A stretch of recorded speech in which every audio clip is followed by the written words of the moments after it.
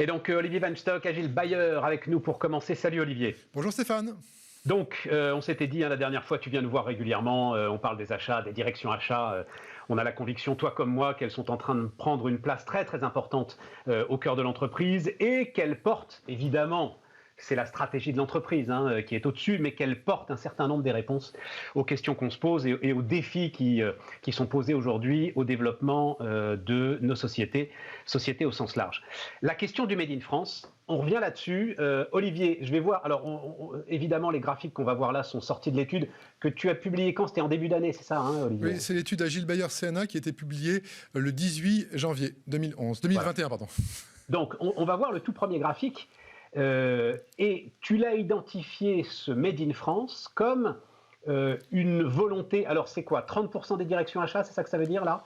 Oui. Une volonté de plus en plus de relocaliser? Alors plus ça va, et ça on le voit depuis de nombreuses années, le Made in France aux achats dans le B2B, on n'est pas sur une révolution, on est sur une évolution, mais plus ça va, plus il y a une volonté effectivement d'acheter Made in France, et on n'est plus dans l'espèce de volontarisme politique, on est passé dans des volontés.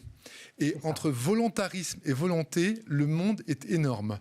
Il y a des très bonnes raisons, qui sont des raisons business, d'acheter Made in France. La première... Vas-y. Ouais, vas-y. Vas-y. Non, mais j'ai 3-4 raisons principales. La première, c'est ce qu'on appelle la sécurisation. La sécurisation, c'est quoi? C'est s'assurer qu'on va livrer le produit. Ma grand-mère, elle disait, faut pas avoir tous les œufs dans le même panier. Et ben, c'est la logique qu'on a aujourd'hui. C'est de se dire, derrière la relocalisation, ça ne veut pas dire qu'on arrête d'acheter loin. Ça veut dire qu'on met une partie loin et une partie près. Le deuxième logique classique, c'est du time to market. On sait très bien que si on veut vendre, il faut aller plus vite. Et quand le fournisseur il est plus près, ben on va plus vite. Et puis le classique impact carbone. Quand on achète en France, il y a moins de carbone qui est dépensé. Et en plus... Alors, on va en reparler, de l'impact carbone. Attends, on va en redire un mot parce que ça pose la question de la taxe carbone. Oui. Moi, j'ai noté dans ton étude des choses aussi très intéressantes, et notamment ce que tu appelles les liens collaboratifs. C'est-à-dire qu'on est de plus en plus à l'époque de la co-construction entre différentes entreprises. C'est ça. Et là, l'éloignement, quand les choses sont en train de devenir vraiment stratégiques, l'éloignement, en fait, pose problème, se rendre compte un certain nombre de directions. C'est vrai, ça, Olivier? S'il y a un problème, on gagne en réactivité.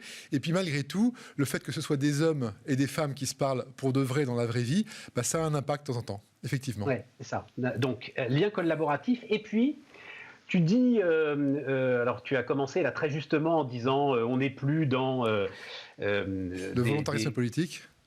Oui, voilà, des éléments sympathiques, mais...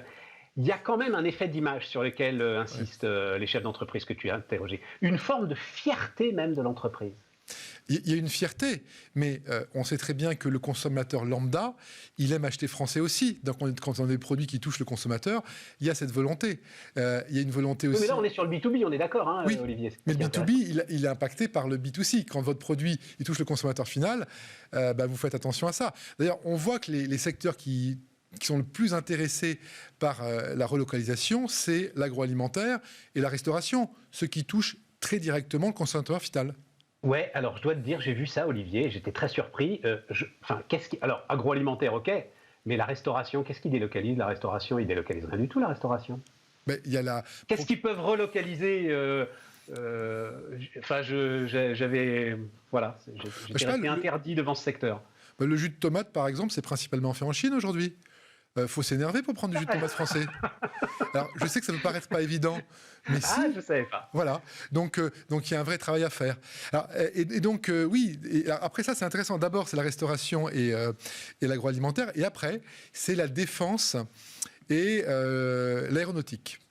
Et moi, j'entendais le directeur achat de Thales qui disait, mais moi, j'achète pas du Made in France, j'achète de l'autonomie technologique. Et ça, c'est un point qui est effectivement de plus en plus sensible.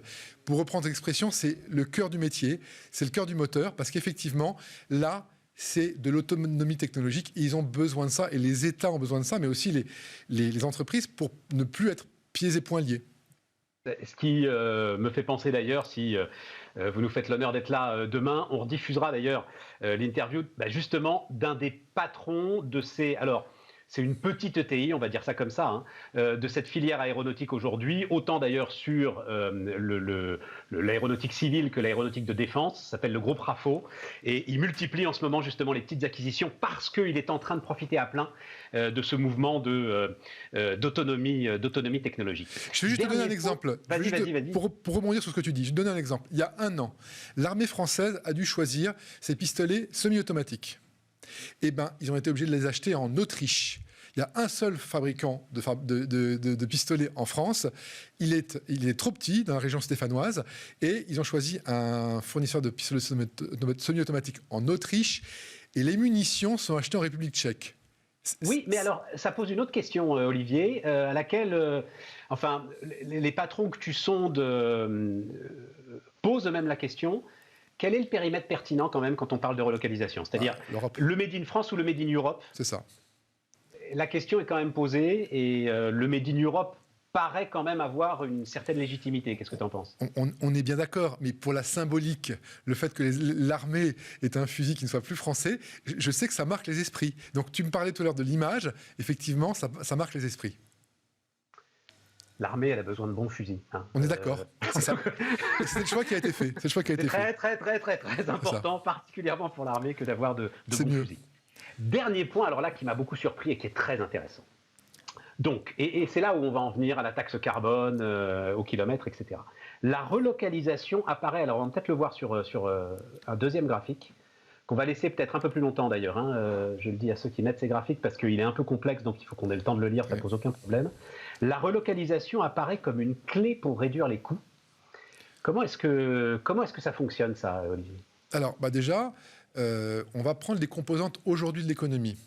Le transport est devenu de plus en plus cher. C'est-à-dire que quand on compare deux prix, on compare le coût total d'acquisition. Dans le coût total d'acquisition, quand c'est loin, c'est cher. Les prix du transport maritime aérien ont explosé. Donc le coût global, il fait qu'il est extrêmement intéressant d'être en Europe ou en France.